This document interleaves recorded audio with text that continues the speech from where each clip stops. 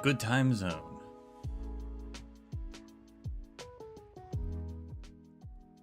And a happy birthday to all of those around the world.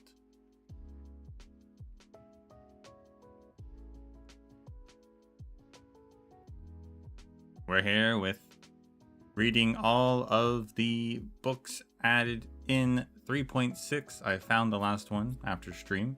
It was in the last place that I should have looked, actually, which was the Vortex of Genesis.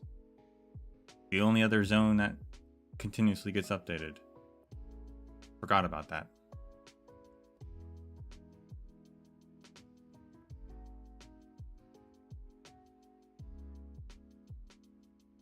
But, so we got all that. The video for all the locations is up right now.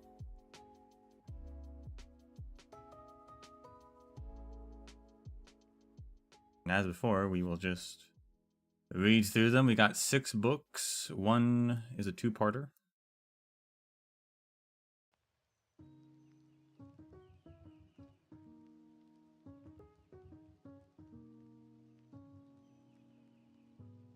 Subscribe to the wrong channel? That's a feat.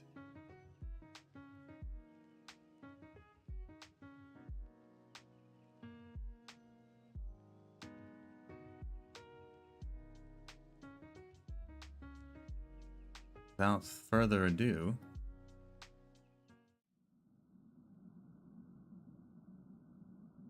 wabam.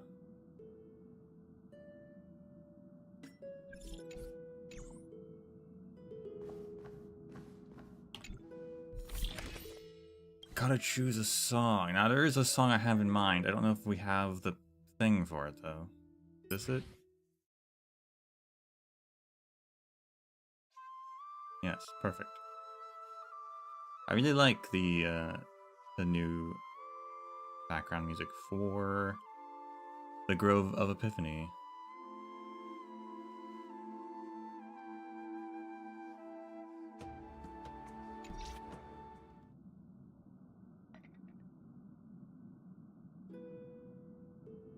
Well, that didn't save it.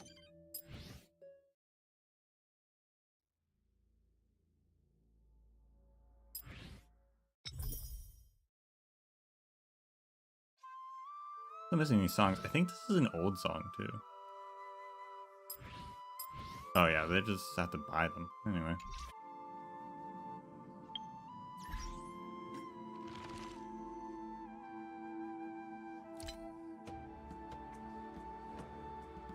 We'll start with the 5 in the Amphoria section, and of course there's 1 in Urilla, which is a bit of an interesting choice.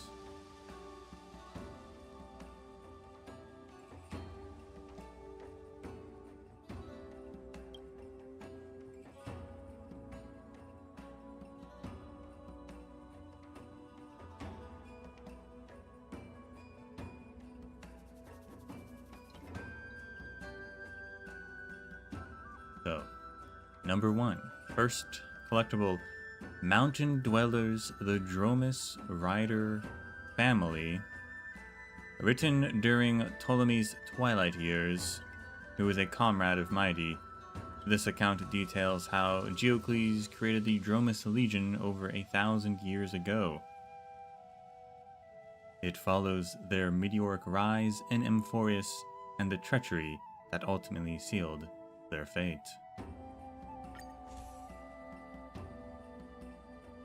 Part 1. Preface. Having woven the immense fabric of time with the warp of countless years and the wealth, or the weft, of rising and falling kingdoms, I, Ptolemy, exhausted every resource to measure, verify, and inscribe the magnificent purpose behind our world's history. The chronicles of Idonian tribulations reached completion in Light Calendar 4153, documenting the evolution of 297 significant city-states across the Amphorius world, from 300 years before the Light Calendar through year 4100. Their histories have all been methodically examined and enshrined in these chronicles. It was then that I wished to set aside my quill, ready to seal these volumes for posterity. Then came Light Calendar 4159, as the Holy City mourned Grand Craftsman Cartonus, who fell defending Akama. I was tasked with crafting his epitaph. In that solemn moment, a question seized me. Should our chronicles only immortalize those of Kefali's descendants? This insight drove me back to my calling with renewed purpose. I began collecting scattered histories of various peoples, beginning with the Mountain Dwellers' Dromus Riders, whose valiant deeds deserve their place in the grand mosaic of Amphorian history.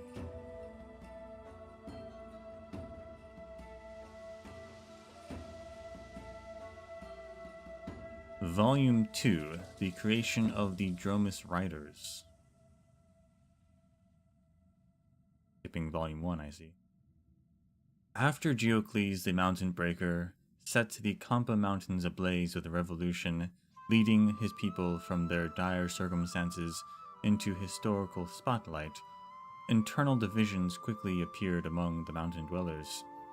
Some abandoned warfare for agriculture and mining, only to be enslaved by the tyrant during the Chrysos War, condemned to ceaseless toil. Others, inspired by Geocles' ambitions and committed to fight for their people's future, rallied under his banner to form an army. The Mountain Dwellers first joined the Chrysos War in Light Calendar 3798, using their remarkable stamina and physique to seize 3 cities in just 10 days. Their weaknesses, however, quickly surfaced: sluggish movement, slow thinking, overly cautious planning, and combat inexperience. During the month of mourning, amid howling snowstorms that sealed mountain passes, usurper Olanus sprung his trap. He lured Geocles' forces into an ambush and exploited their fear of cold water by flooding them with icy springs from above. 300 mountain warriors, immobilized by cold and starvation, were captured and imprisoned. By then, mountain dwellers had already become highly prized slaves, and in his greed the usurper spared even the mountain breaker himself from execution, a decision that would ultimately cost him both his kingdom and his life.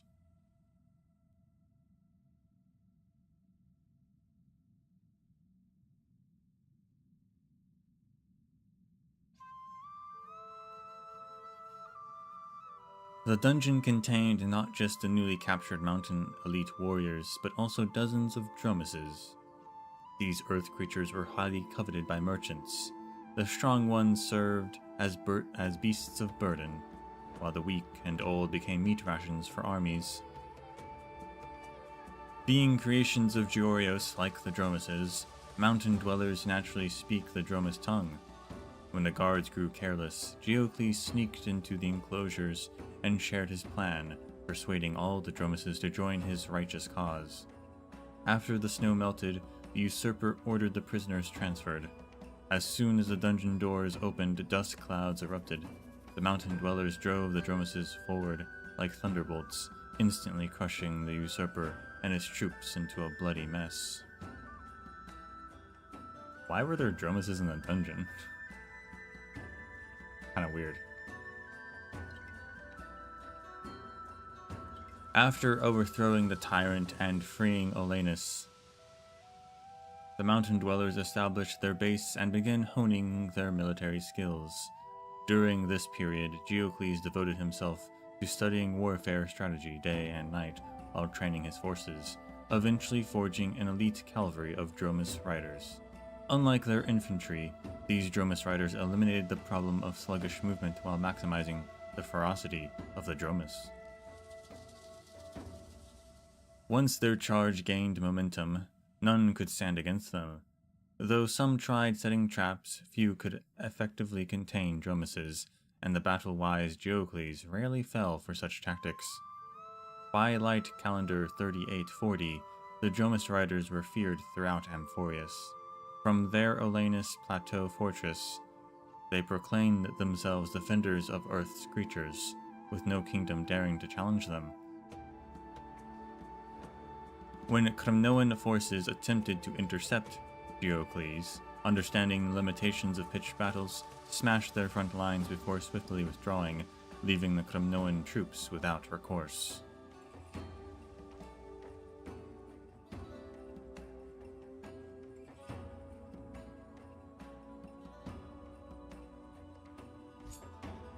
Part 2, Volume 4, The Walking Dragon Terravox.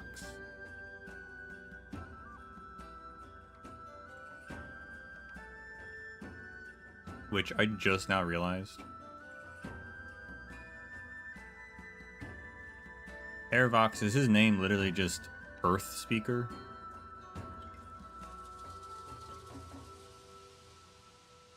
I think it is.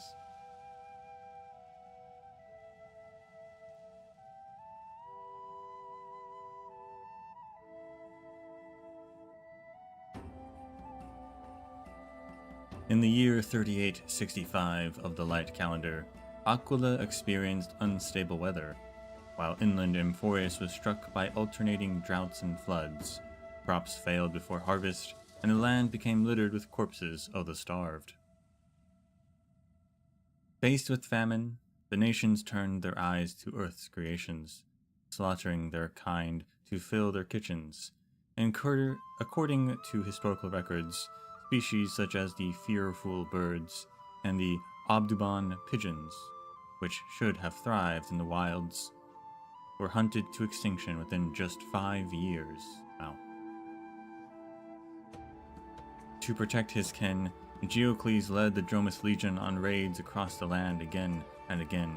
With each campaign, the Mountain Breaker saw more clearly the cruelty hidden beneath the mask of civilization worn by Cephales's descendants. He once heard the dying wail of a Dromus cut in half, and witnessed a chimera struggling in a boiling cauldron while the culprits stood by, mouths watering as they waited to eat. After witnessing such horrors time and again, the once honorable hero known as the Mountain Breaker gradually became cold, violent, and vengeful toward all other races.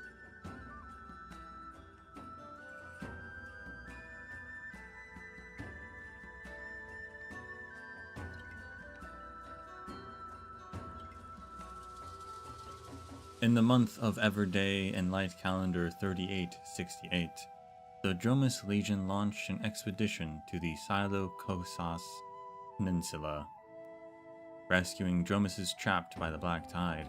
They crossed Adelia Bay, avoiding the Krymnos fortress, passed the eastern ridges of the Grove, and returned to the Olanus Plateau. While traversing the Dolos Plains, they encountered a battlefield scene. A colossal Dromus stood alone amid the chaos, carrying a cluster of chimeras and beasts on its back. Its form was more gigantic and imposing than that of any ordinary Dromus. Armies from nearby city-states encircled it, loosing volleys of arrows in disarray. Though the arrows could not pierce its hide, the young upon its back fell one by one.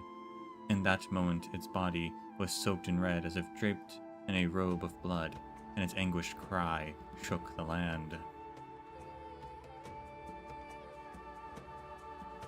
Geocles saw this and gave the order to charge. The Dromus Legion surged like a flood, scattering enemy troops in all directions. The Mountain Breaker rushed forward, examined the great beast's wounds, and questioned the origin of the attackers. The beast gave no reply. Geocles then led the Dromus Legion in pursuit, riding straight to the gates of the city. The walls of earth and stone collapsed under the weight of the Dromus Legion, while they were made of paper. In moments, half the city-state lay flattened underfoot. Just as the Dromus Legion prepared to wipe out the last of their enemies, the giant beast rushed forward and shouted a command to stop. The mountain dwellers have never been fond of war. If this is your way, then who are you to speak for us? Geocles found the words absurd. The Dromus Legion saved you from the encirclement, and now you dare lecture me? The two clash amid the broken ruins. The chieftain of the mountain dwellers had always claimed divine strength and often wrestled with Dromuses without falling behind. But this time, no matter how he pushed, the beast refused to yield. Instead, it pressed forward, driving Geocles back step by step, and then slammed him with full force, hurling him into the city wall. Brick and stone exploded outward. The warlord was left embedded in the rock, and it took him some time before he emerged, covered in dust and grime.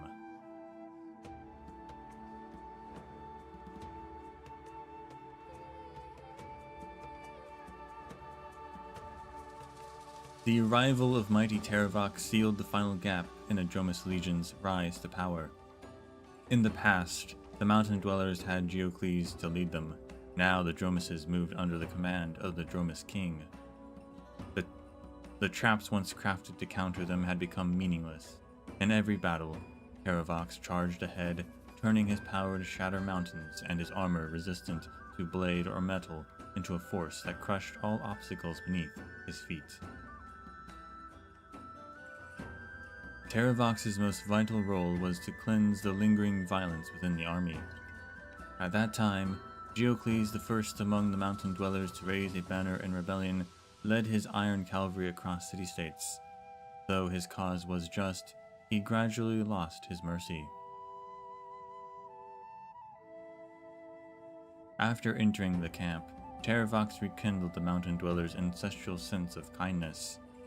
With unmatched power, He shattered enemy lines. With unshakable authority, he put an end to needless slaughter. At first, Geocles remained wary of their enemies' might, At first, Geocles remained wary that their enemies might seek revenge. But once he saw Terravox's disciplined command and how even the Krymnos army could not shake the Dromus Legion, he laid down his doubts and placed his trust in him. In time, these two heroes, so different in nature, became the closest of companions.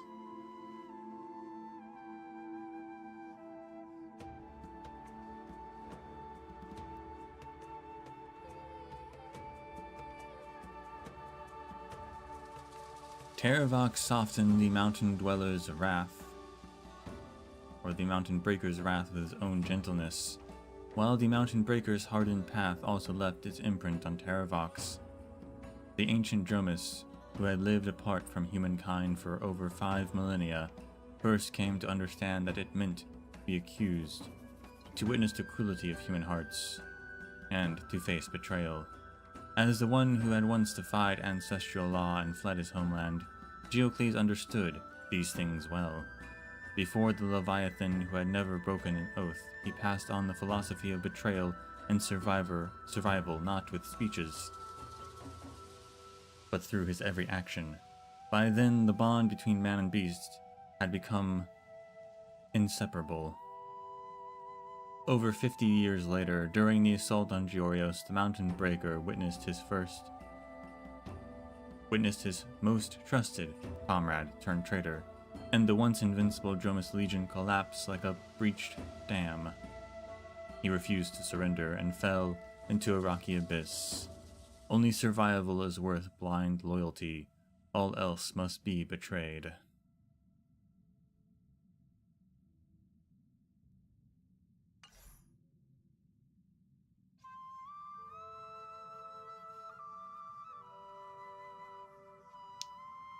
So that's, and we've heard that story several times in the past, this update and probably previous ones as well.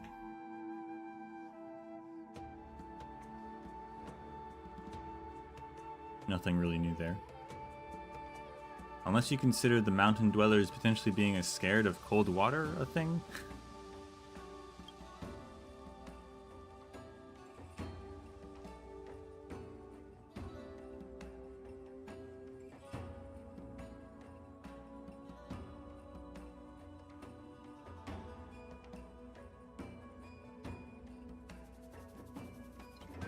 Next, we have a brief message. Before departing the express via a spirit warp jump, Don Hung left the conductor a brief message. To the conductor, please forgive me for leaving without notice. I know you're doing all you can to recover the car belonging to me and the Trailblazer. I wanted to say goodbye before leaving, but the difference in time flow between the outside world and Amphorius no longer permitted me to stay. I saw the look in your eyes. It was the same one I saw when you spoke of Mr. Mikhail and the others. I don't want to trouble you with unnecessary worry, so I'm leaving this message. I'll bring both of them back safe and sound. This is my promise. You know me, I never break my word. This is also the duty I carry as an express guard. I don't know how long this will take. If you ever feel anxious, read this message. Maybe it will ease your mind, even if just a little. If the Trailblazer were here, he would probably say there's still mung bean soda in the fridge that he hasn't finished and wouldn't want to waste. Please look after March until she wakes up. Goodbye, Don Hung.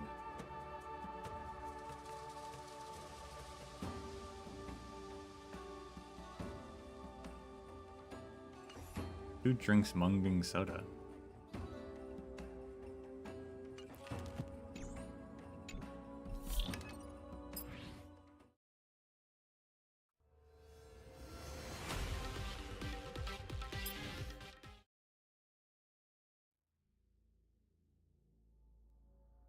I'm gonna change the song.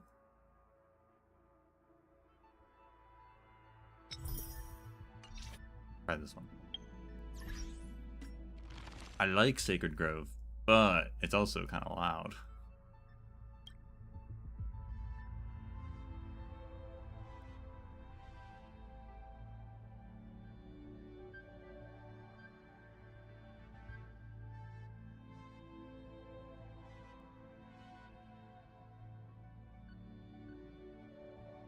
Next, we have Fragmented Record of the Dream of Earth. A long dream recorded in fragments with murmured phrases recounting how the core flame of Earth resonated deep in Dong Hung's mind.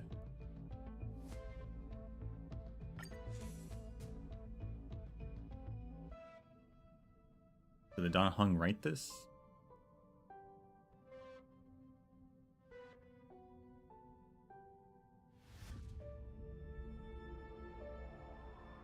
After receiving the core flame of Earth, I sometimes fell into long, wandering dreams.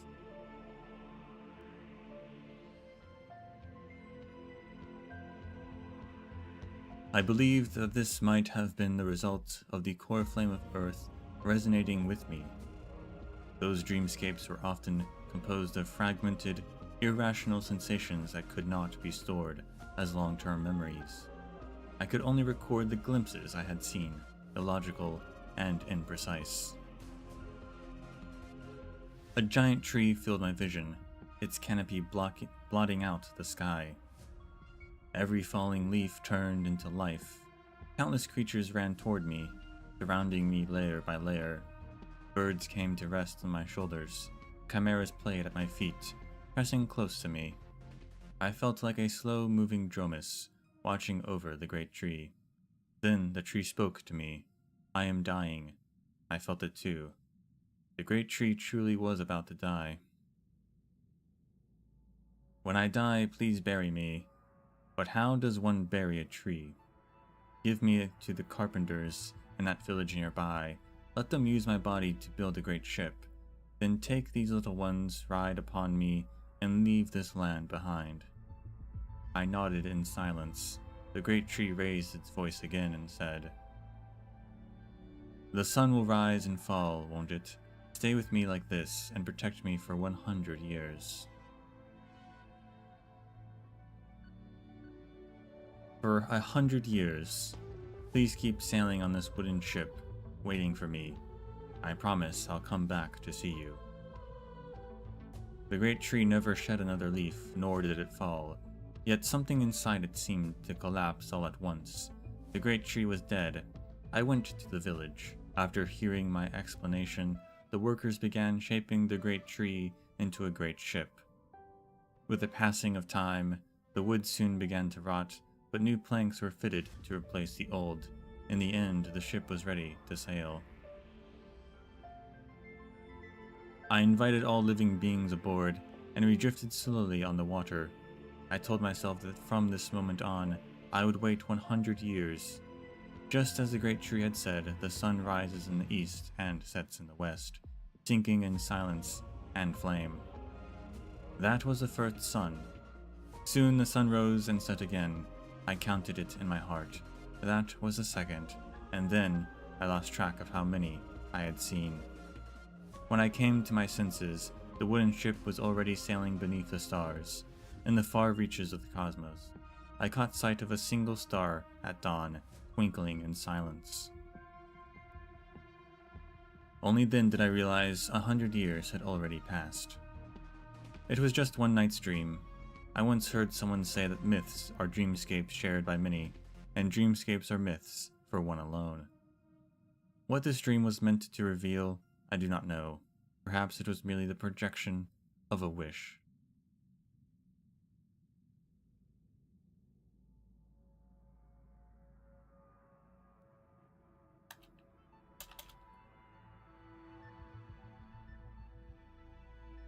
Kind of reminded me of the, what was that old children's book called?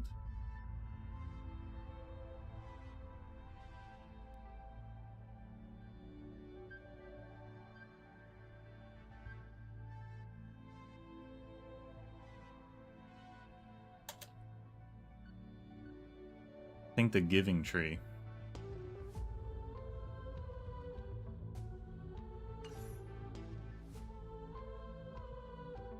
Which is not a book I've thought about in a very long time, but that kind of similar.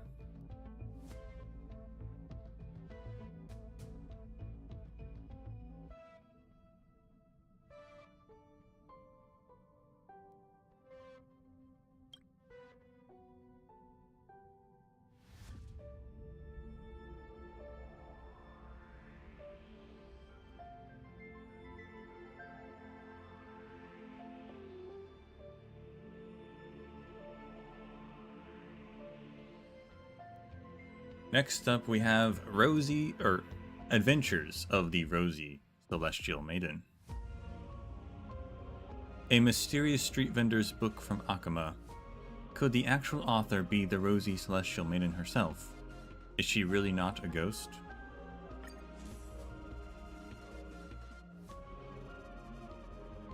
And this was not sold by a vendor, that's for sure.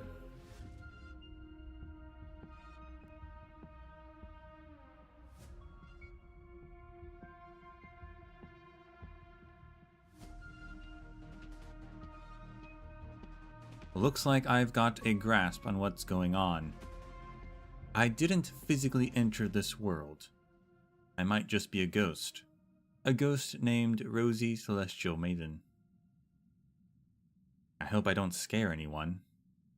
These days, no one can see me directly, and I can't meddle in anything either, just like a mimetic entity Black Swan was talking about. But I must have left some traces behind, right? Otherwise, who did they think they're talking about when they mentioned the Rosy Celestial Maiden? I remember the day I ran into that red-haired girl. She was praying in a secret chamber. I have accepted the mission. I have to set out. Surely this must have been something very important. Mom, see you tomorrow. Just going with my gut, I followed after her. Sure enough, she was stopped by unreasonable guards. But what can someone like me possibly do? I want to help her on her journey more than anything. Just stand by and watch? Not a chance. Hey, even mimetic entities have our own special talents. I could be her shield, or maybe her spear. Heck, I could even be a crumbled pillar. Is the Titan on her side? Ha, wrong answer. It's me who's on her side. If only I could actually show up in front of her. Just imagine how much more I could do for her. Finally, beyond this gate awaits a boundless world. This is where my journey begins. She made it. But as a mimetic entity, I'm completely worn out. When I come to, I was somewhere totally different. She won't remember you. She won't leave a trace in anyone's memories. I think I heard another me speaking. Am I going crazy? I should be fine. I can't even imagine what it'd be like if I actually lost my marbles. But hey, I totally left a trace. She might not remember me, but she successfully started her journey now. That rather illogical outcome on the day of her journey began was my mark. Just like the Rosy Celestial Maiden. Amphorius might not remember me. The legend of the Rosy Celestial Maiden is everywhere in this land. I'm not throwing in the towel yet. Someday, everyone in Amphorius will know exactly who the Rosy Celestial Maiden really is.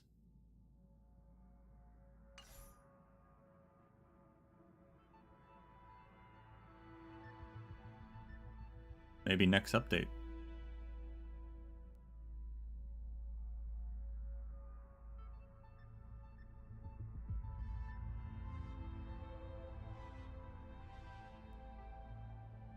Just maybe.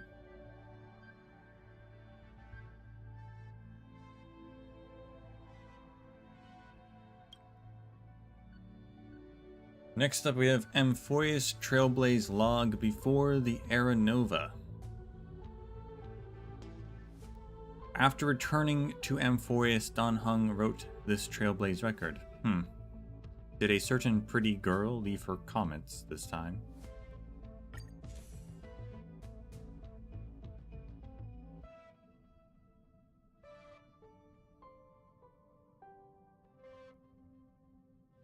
I did not get to witness the Era Nova in my previous life due to fighting the Flame Reaver.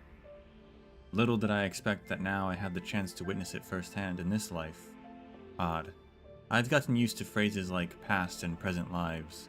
Is it because carrying the core flame of Earth has made me more molded to Amphorius? Or has this journey genuinely awakened memories of my hatching rebirth? But I have no desire to turn this Trailblaze log into some self-centered soliloquy. That would be March's style. Ouch. Hey, for your information, my style is considered dynamic and captivating, thank you very much. Since my return to the Express and immersion in the Memoria Tide, strange events have cascaded one after another. I must document everything to maintain objectivity. While heading deeper into the grove, I faced Dong Feng. Again, that inescapable past of mine. I never imagined this body would retain such clear memories of those moments. Would I choose differently if given another chance? Would I still protect my companions at the cost of everything? When I asked Terravox these questions, the very ones Dong Feng once asked me, perhaps I was interrogating myself once more. Terravox's response helped cement my own conviction. No matter how many times I face these questions, my answers remain unchanged. If you asked us, the answers would definitely be yes. I learned that the Trailblazer had fallen into Time's Memoria Tide, and it was Terravox who worked with Evernight to build that Memoria world. In retrospect, that demigod of Earth was so deeply attached to the land of Amphorius. The immense maze within the Memoria Tide was Earth itself, and with the Trailblazer hidden somewhere inside. My only option was to channel Earth's power, project my consciousness into the giant tree, and journey across Amphorius through the history that Circes had witnessed. For the first century, I traced with my fingertips every trail we'd previously walked, questioning rivers, woodlands, city-states, and their inhabitants. I also consulted ancient stones, ore deposits, and mountain ranges, but all efforts proved fruitless. In the next 100 years, I touched with my palm the ocean waves, cast my gaze towards the sky, followed schools of fish to glance into abyssal trenches, and surveyed the clouds alongside rising mists. Again, I found nothing. Slowly, time eroded my initial determination, and I lost myself among the primordial rock strata. Yet only the shared memories with the Trailblazer could guide me to locate someone forgotten within the Memoria Tide. Memoria?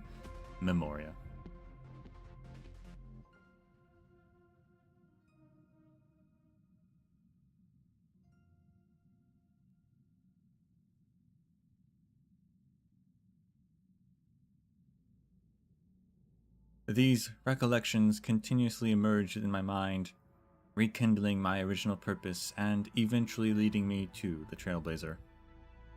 Despite the endless expanse of the Memoria Tide, our memories served as beacons along an endless path. I found him, and together we awakened March 7th. I always knew that my 1,000-year journey would be just a blink outside the tide. Still, that experience which nearly obliterated my consciousness remains harrowing. However, I can't afford to worry about that anymore.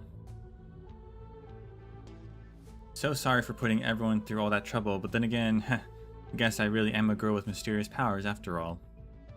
As I write these words, Miss Irene and the Trailblazer are on the verge of completing preparations for the final Era Nova, and March 7th keeps badgering me to let her review this seriously delayed Trailblaze log. I suppose I should set aside my pen for now. Indeed, the time has come for us to trailblaze Amphorius into a brand new tomorrow.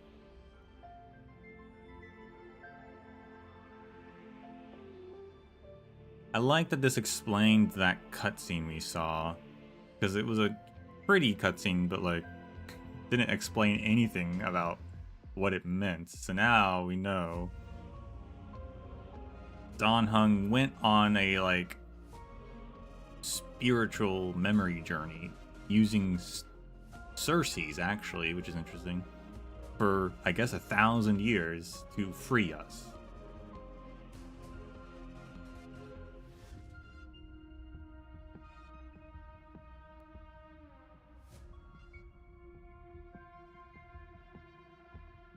But no time actually passed because of timey-wimey memory stuff. But yeah, okay. That makes more sense now. I feel like they could have maybe explained that in the story better, but sure. Good to know.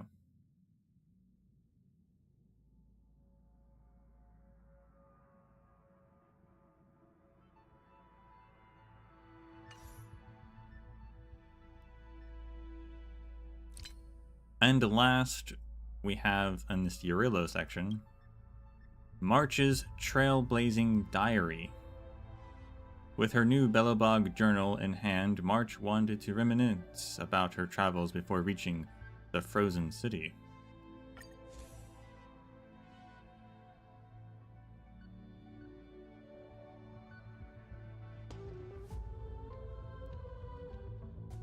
I've had this notebook from Branya for quite some time now.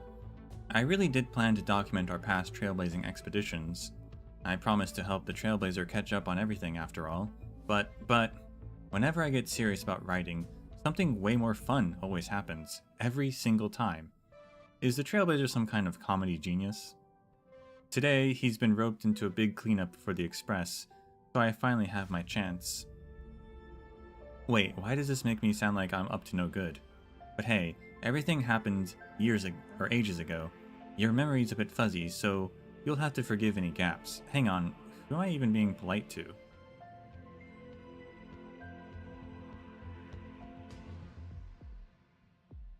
Capital of Passion. Capital of Passion is a small commercial world with heavy interstellar trading activity. Dong Heng told me that the entire planet belongs to the corporation now. Seriously, what won't the IPC buy? The day Mr. Yang and I arrived at the Capital of Passion, we were immediately detained by the Commune State Enforcers. They had this whole conspiracy theory about us working with the messengers to smuggle some neural syntax virus. Technically it's not untrue, but let's get things straight. We were working under contract from the geniuses to recover the virus, and accusing us of smuggling is too much. This is obviously the magnates trying to keep a virus for themselves.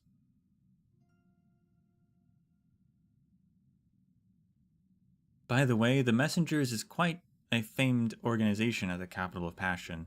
The Capital of Passion's network stream and transit system are under complete control by the magnates, so these messengers transport classified data packages physically. Old school, right? It's like using carrier pigeons in a digital world, except in this dystopia, any unauthorized pigeon gets blasted out of the sky by Enforcer auto turrets.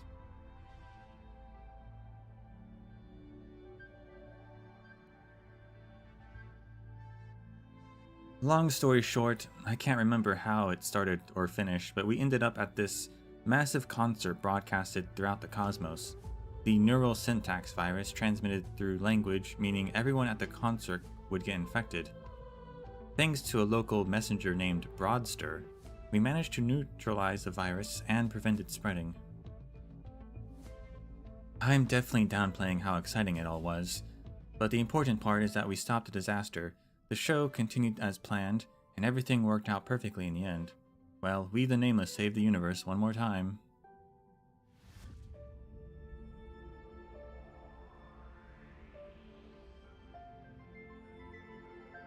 Cossalis, or Kalsas rather. A planet entirely made of clay. That's right, every single creature there is clay-based. I thought we'd find a gooey, sticky mess, but surprise, the place is completely parched. Water is extremely scarce there. Interestingly, rain is considered a natural disaster there. The peace-loving Kalsasians pray for drought, while other planets beg for rain. The IPC made a high-profile announcement about bringing Kalsas into the interstellar market. pushing tourism initiatives. But the whole cosmos knows the truth. The IPC came to make the clay people spit out their rare earths. Sigh, IPC. Sigh, capitalism. Those two sighs, learned them online long ago, felt oddly fitting. By all accounts, the clay people's tech level should be pretty low, right? Turns out that's not the case. The IPC has been rolling out free cyber enhancement programs on the ground. They embed silicone substrates into clay bodies, boosting their cognitive circuits by several orders of magnitude. But as a trade-off, they can no longer shift forms at will, and they've lost their durability. Feels like the clay people aren't really clay people anymore. These days, even if tourism is just a gimmick, we've still been having a good time. If I get the chance, I want to take the Trailblazer to the place where we once went bungee jumping.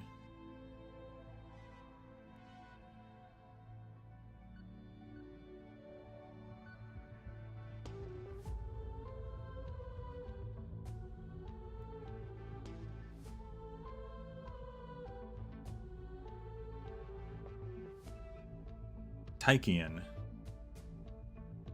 Nowadays, every time someone mentions Taikian, everyone on the Express goes, "Isn't that the place where March smashed up the Taikian Stadium?" Just forget about that. There's really no point clinging to something like that. Sure, I was the one steering the landing pod, but even someone as level-headed as Don Hung couldn't stop me. That proves it wasn't so simple. At the very least, when people remember this incident, they should be saying, "Isn't that where March and Don Hung wrecked the Taikian Stadium?" Don Hung and I ended up in jail for a few days, until Mr. Yang came to get us out. Every three worlds we visit, we somehow end up behind bars. Could this really be some kind of mysterious pattern? Does Bellabog count this time? I mean, we were wanted, but we didn't actually go to jail, and with that, we broke the mysterious curse. Don't know about that. Even though I don't really get Robo-Ball matches, I'll go watch if I've got tickets. When our team's ahead, I yell and cheer with the crowd. When we're losing, I feel just as tense as everyone else. It's like I'm actually playing in the match myself, just as excited, just as worn out. What was the name of that team I supported again? Before I take the Trailblazer to Taikian next time, I've got to become a real fan first. Entry cuts off here. Maybe the big cleanup was finished and something even more fun came up. I'm holding March to that. She better take me to Taikian.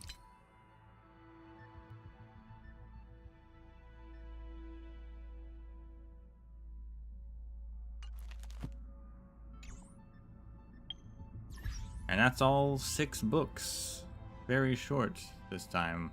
All of them very short. All of them also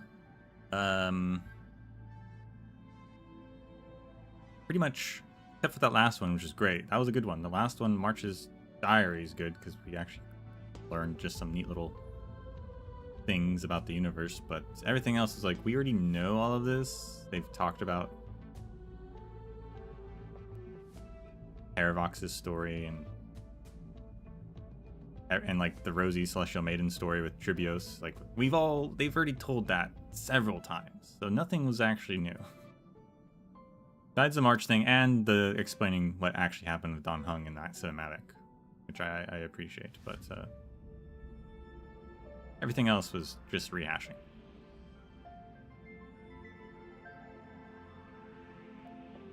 Oh well.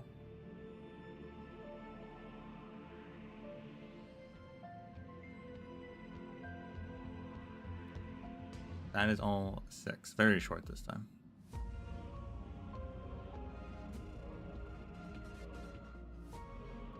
I will cut the stream for the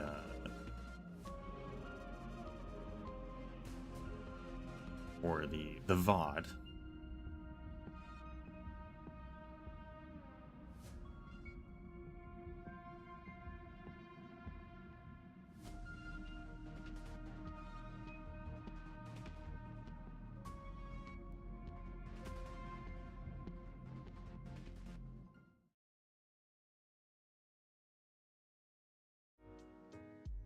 Let me do that real quick. Don't go anywhere. Thank you all for watching.